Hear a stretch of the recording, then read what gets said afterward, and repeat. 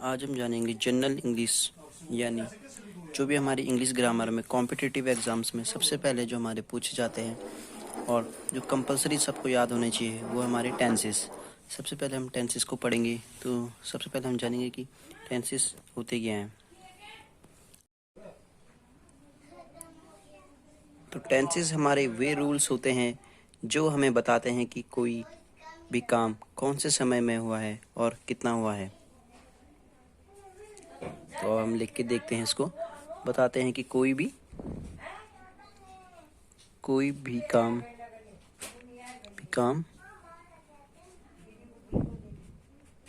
कोई भी काम कौन से समय में हुआ, कौन से समय में हुआ। और टेंसेस हमारे वो रूल होते हैं जो हमें बताते हैं कि कोई भी काम कौन से समय में हुआ और कितना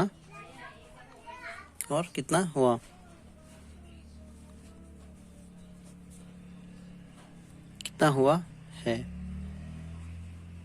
तो सबसे पहले टेंसेस की जो डेफिनेशंस होती है वो ये है कि टेंसेस वे रूल होते हैं जो हमें बताते हैं कि कोई भी काम कौन से समय में हुआ और कितना हुआ है। हो गया।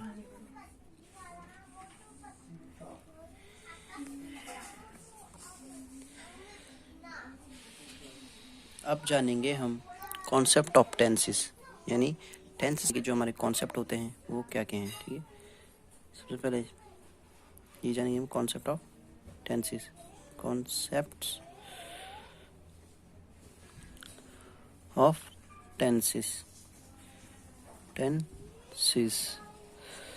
कॉन्सेप्ट ऑफ टेंसेस, यानी टेंस को सीखने के जो हमारे कॉन्सेप्ट हैं वो क्या क्या हैं। तो सबसे पहले हमारा जो टेंस है वो दो चीज़ों पे हमारा वर्क करता है। किस पे? टाइम एंड वर्क पे। किस पे काम करता है? दो चीज़ों पे, टाइम एंड वर्क पे। तो अब टेंस वो चीज़ें बताता है जैसे कि कौन से समय में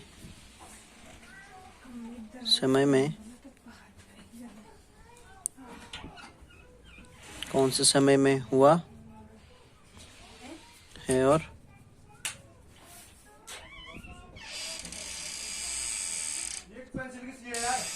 कितना हुआ है।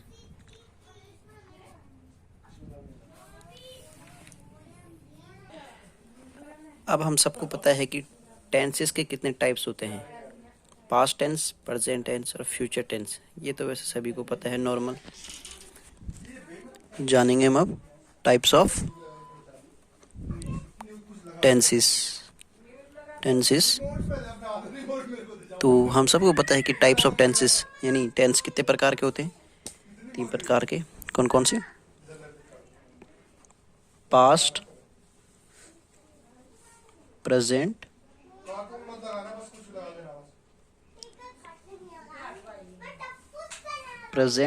And future tense. ठीक। तो अभी हमने बताया था कि टेंस हमारे दो चीज़ों पे काम करते हैं, वर्क एंड टाइम। तो टाइम तो सबसे पहले ये दर्शाता है कि कौन से समय में हो रहा है ना, कौन से समय, यानी पास्ट यानी जो बीत गया, प्रेजेंट यानी जो चल रहा है, फ्यूचर यानी आने वाला। तो ये सब हमारे किस में आ जाएगा? टाइम। यानी ये हमारा सब क्या बता रहे हैं? ये टाइप्स क्या बता रहे हैं? हमारे तीनों टाइम्स को बता रहे हैं, यानी समय को बता रहे हैं। अब हमारा वर्क, हमने दो चीज़ें बताई थी अभी। वर्क पे वर्क भी कितने हैं? 3 तरह के होते हैं। कंटिन्यूस मतलब जो काम चल रहा है ना, जो काम चल रहा है, यानी ये कंटिन्यूस काम चल रहा है, यानी प्रेजेंट में भी हो सकता है हमारा, ठीक, पास्ट में भी हो सकता है और फ्यूचर में भी हमारा ही हो सकता है। कंटिन्यूस हो गया। अब हमारा परफेक्ट यानी हो चुका है, परफेक्ट यानी, परफेक्ट का मतलब क्या होता है? परफेक्ट यानी सही, परफेक्ट यानी हो चुका है, हो चुका है। परफेक्ट की बात आता है हमारा इनडेफिनिट, इनडेफिनिट। सबसे पहले तो हमको पता होगा कि डेफिनेट का मतलब क्या होता है। डेफिनेट यानी निश्चित, निश्चित। डेफिनेट जैसे हम बोलते हैं कोई सेंटेंस, मान लो हमारा, हम बोलते हैं कि मुझे वो काम डेफिनेट करना है तो करना है तो करना है, ठीक, करना है तो करना है, उसी को हम बोलते हैं डेफिनेट यानी निश्चित। इसमें लग गया हमारा आई एन, इन डेफिनेट यानी अनिश्चित कार्य, अनिश्चित, जिसका भी हमको कुछ पता ही ना हो, अनिश्चित है ना। डेफिनेट का तो हमको पता है कि भाई हाँ होना है तो होना है इस कार्य को। इनडेफिनेट का मतलब होता है हमारा अनिश्चित, यह काम हो भी सकता है और नहीं भी हो सकता है।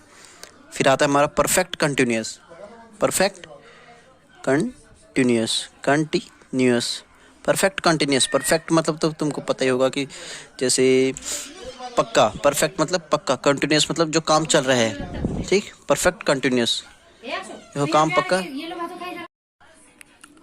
अब नेक्स्ट टॉपिक में पढ़ेंगे हम concept, concept of helping verb, helping verb.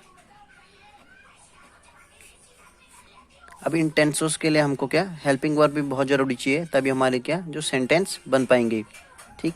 तो ये हम देखेंगे नेक्स्ट टॉपिक में, कॉन्सेप्ट ऑफ हेल्पिंग वर्ब।